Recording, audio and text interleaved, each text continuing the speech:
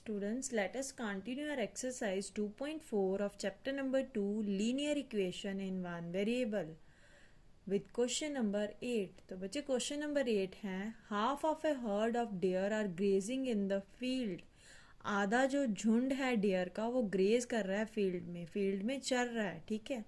And 3/4 of the remaining are, अब आधा तो फील्ड में चल रहा है तो आधा बच जाएगा. उस आधे में से भी 3/4 जो डियर हैं वो क्या कर रही हैं, पास में खेल रही हैं. The rest 9 are drinking water, फिर भी 9 बच जाएंगी. 3/4 क्या कर रही हैं, खेल रही हैं. उसके बाद कितनी और बच रही हैं, 9. और वो जो 9 है वो क्या कर रही है, drinking water from the pond, वो पानी पी रही है पॉन्ड से, ठीक है. Find the number of dear in the heard, तो हमने टोटल नंबर ऑफ डियर निकालनी है झुंड में कितनी डियर है. तो लेट कर लेते हैं हमारे पास कि total number of dear in the heard कितनी आएंगी, x आ जाएगी. कर लेते हैं यहाँ पे let the total number of deer in the herd be x, ठीक है. टोटल कितनी है, x है. अब उसमें से भी उन्होंने बोला है जो हाफ है वो क्या कर रही है, ग्रेज कर रही है. तो यहाँ पे लिख लेंगे number of dear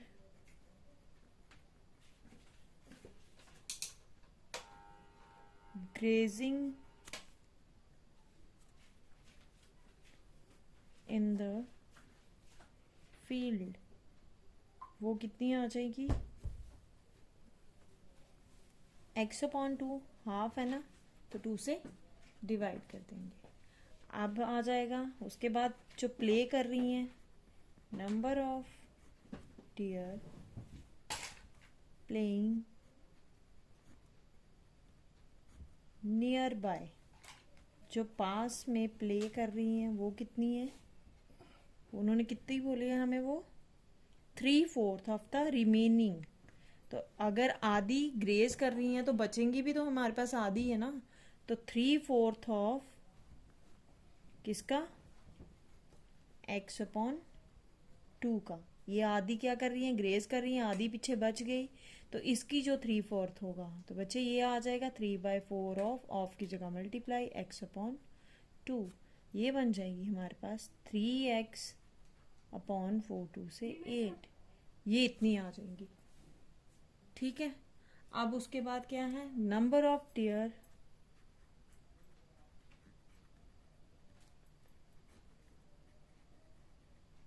drinking water, जो पानी पी रही हैं वो कितनी है, वो थी 9, वो है हमारे पास 9. तो हमने सबको लिख लिया. अब अकॉर्डिंग टू क्वेश्चन क्या होगा, हम क्या करेंगे कि ये जो है इन सब का सम किसके इक्वल आ जाएगा, x के इक्वल, ठीक है. इसको प्लस इसको इन सबको प्लस करेंगे तो टोटल नंबर ऑफ डियर के इक्वल आ जाएगा ये. तो लिख लेंगे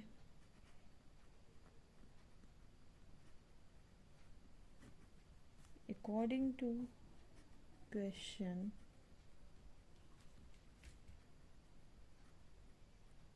एक तो ये लिख सकते हो, या दूसरा क्या कर सकते हो, x में से इन दोनों को माइनस कर जाएंगे तो ये हमारे पास क्या बचेगा, 9. ये किसके इक्वल आ जाएगा, 9 के इक्वल. अगर हम x में से जो ग्रेज कर रही हैं उसको भी माइनस कर दें और जो प्ले कर रही हैं उसको भी माइनस कर देंगे तो वो इक्वल टू 9 आ जाएगा. वैसे भी हो सकता है, और अगर हम इन तीनों को ऐड कर लें और उसको x के इक्वल ले लें तब भी ये क्वेश्चन सॉल्व हो सकता है.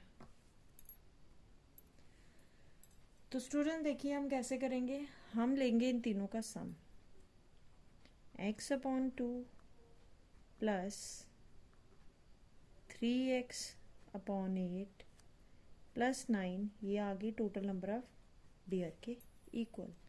अब क्या करेंगे, x वाली टर्म्स को एक तरफ कर लेंगे. ये आ जाएगा x/2 प्लस 3x/8.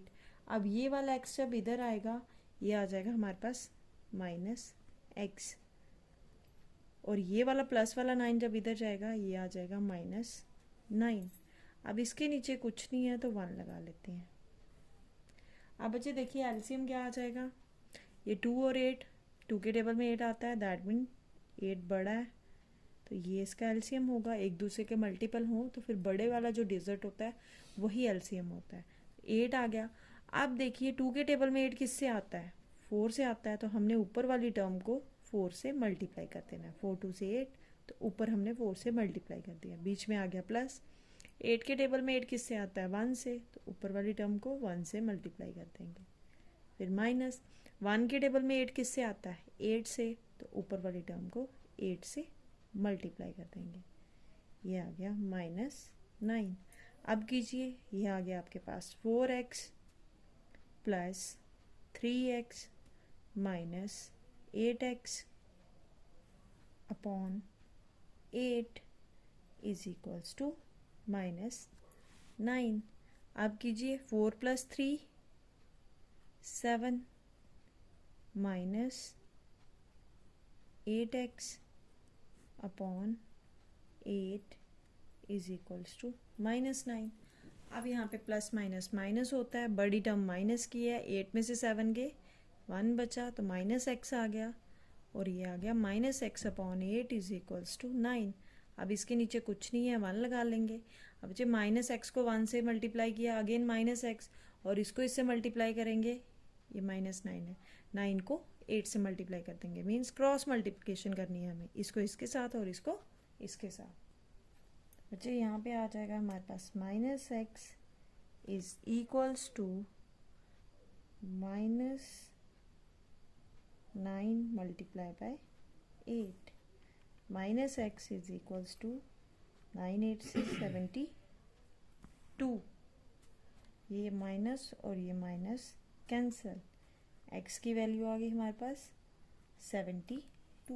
तो टोटल नंबर ऑफ डियर जो है फील्ड में वो कितनी है, 72। Therefore total number of deer in the field वो कितनी है हमारे पास, 72। हमें यही फाइंड करना था, total number of dear in the field. Okay, next question है बच्चे हमारा question number 9। A grand father is 10 times older than his grand daughter. जो ग्रैंड फादर हैं वो अपनी ग्रैंड डॉटर से कितने बड़े हैं, 10 टाइम्स, ठीक है। He is also 54 years older than her. एक और कंडीशन दी है, उन्होंने बोला है वो अपनी ग्रैंड डॉटर से कितने बड़े हैं, 54 years. Find there present ages. तो हमने इनकी प्रेजेंट एज निकालनी है, तो लेट कर लेते हैं सबसे पहले ग्रैंड डॉटर की प्रेजेंट एज, फिर ग्रैंड फादर की। तो लिख लेंगे यहाँ पे let the present age of granddaughter, हमें इसकी नहीं पता ना एज, बी x ईयर्स, क्योंकि एज है उसको ईयर्स में लेंगे, and the present age of grandfather वो कितनी आ जाएगी, कितने बड़े हैं वो, 10 times older than his grand daughter. 10 times हैं तो that mean 10x years, multiply हो जाएगा 10 उसके साथ। तो ग्रैंड फादर की एज हमारे पास आ गई 10x ईयर्स और ग्रैंड डॉटर की आ गई x, ठीक है। अब अकॉर्डिंग टू क्वेश्चन, क्योंकि एक और कंडीशन उन्होंने गिवन दी है, इसको लिख लेंगे हम, according to question we have, देखिए उन्होंने बोला he is also 54 years older than her. वो अपनी ग्रैंड डॉटर से कितने बड़े हैं, 54 ईयर्स। अब बच्चे यहाँ पे देखिए ये ग्रैंड फादर की एज आ गई, हम लिख लेते हैं कि ग्रैंड फादर किसके इक्वल आ जाएंगे, किसकी, इन दोनों की अगर एज को हमें इक्वल करना होगा, यहाँ पे ग्रैंडफादर की एज आ रही है, अब यहाँ पे ग्रैंड डॉटर की एज आ रही है। अगर इस एक्स में हम 54 ऐड कर देते हैं, क्योंकि वो 54 ईयर्स बड़े हैं, इस ग्रैंड डॉटर की एज में अगर हमने 54 ऐड कर दिया तो वो किसकी एज के इक्वल आ जाएंगे, ग्रैंडफादर की एज के इक्वल। तो हाँ, यहाँ पे हमारे पास ग्रैंडफादर की एज 10x है, इसलिए हमने 10x को किसके इक्वल ले लिया, x प्लस 54 के इक्वल। अब बचे x वाली टर्म एक तरफ कर लेंगे और ये आ गया यहाँ पे 54, इसमें से माइनस किया, 10 में से x माइनस किया, 9x is equals to 54। x की वैल्यू कितनी आ गई, 54 डिवाइडेड बाय 9। तो बच्चे ये आ जाएगा 91 से 96 से 54, x की वैल्यू आ गई हमारे पास 6। देयरफॉर अब हमने x क्या लिया था, प्रेजेंट एज ली थी ग्रैंड डॉटर की, तो लिख लेंगे यहाँ पे देयरफॉर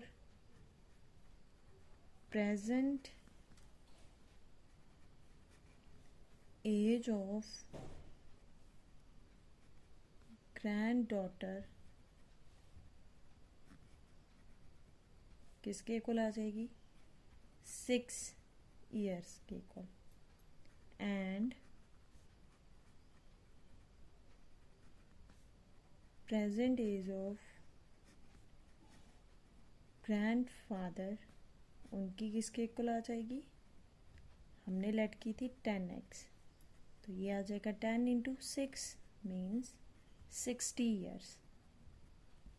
क्लियर। तो हमें यही क्वेश्चन में निकालना था, हमें डॉटर ग्रैंड डॉटर की और ग्रैंडफादर की प्रेजेंटेज निकालनी थी, जो हमने निकाल दी।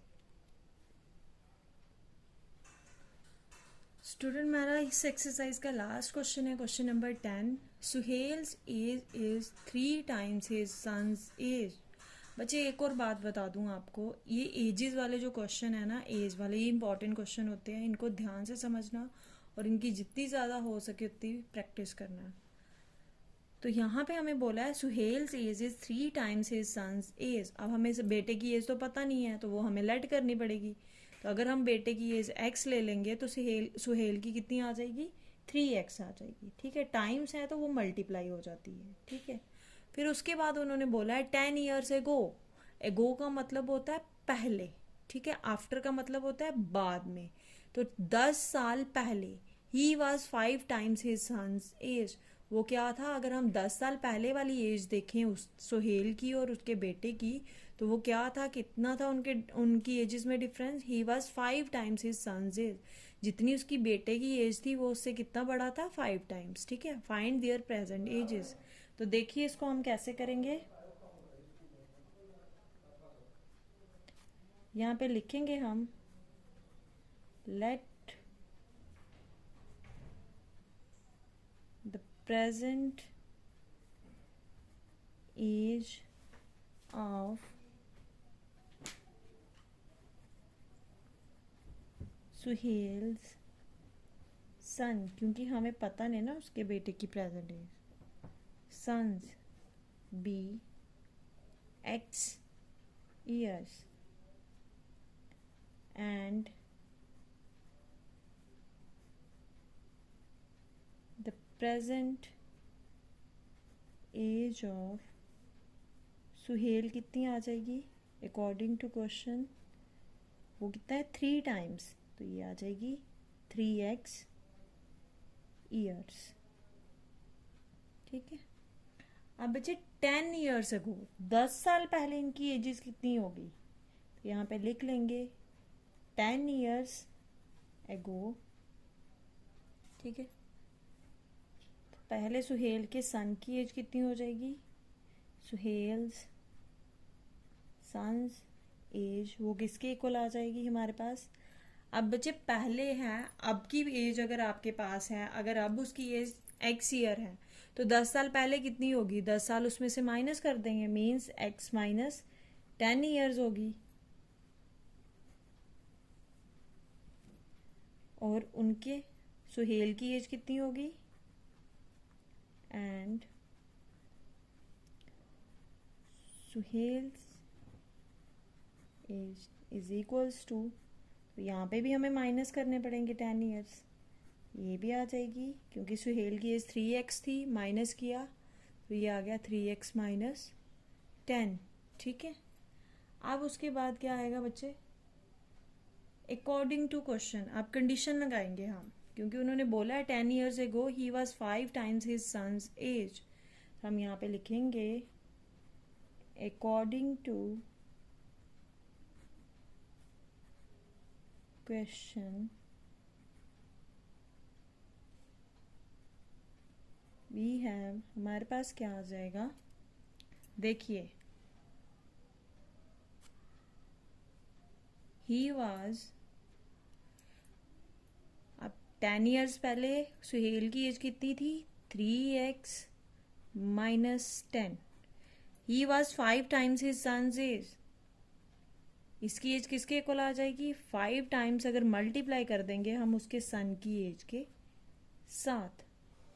ठीक है, तो मैंने पहले भी आपको एक बार बोला था, अगर आप बाय चांस कंफ्यूज हो जाओ कि आपने 5 times किसके साथ लगाना है, सुहेल के साथ लगाना है, उसके सन की एज के साथ लगाना है, तो बच्चे मैंने आपको बोला था इन दोनों में से देखिए ये 10 है, यहाँ पे भी 10 है, बीच में माइनस का साइन है, यहाँ पे x है, यहाँ पे 3x है, बीच में इक्वालिटी लानी है हमें, इक्वल टू का साइन लाना है। इन दोनों में से छोटा कौन सा हुआ है, x वाली टर्म छोटी है या 3x वाली, x वाली टर्म छोटी है, तो हमेशा जो छोटा होता है ना उसी के साथ मल्टीप्लाई करके ही हम इक्वालिटी कर सकते हैं, बीच में इक्वल टू का साइन लगा सकते हैं। अदरवाइज यहाँ से क्लियरली बोला जा रहा है he was 5 times his son's age, तो उसकी एज कितनी है 3x माइनस 10, तो वो किसके इक्वल आ जाएगी अगर हम 5 को मल्टीप्लाई कर देंगे उसकी सन की एज के साथ। ठीक है, तो दोनों वे से सेम वैसे ही आएगा। अब इसको सॉल्व कर लेते हैं, ये आ गया 3x minus 10 is equals to 5x minus 5 को 10 से मल्टीप्लाई किया 50।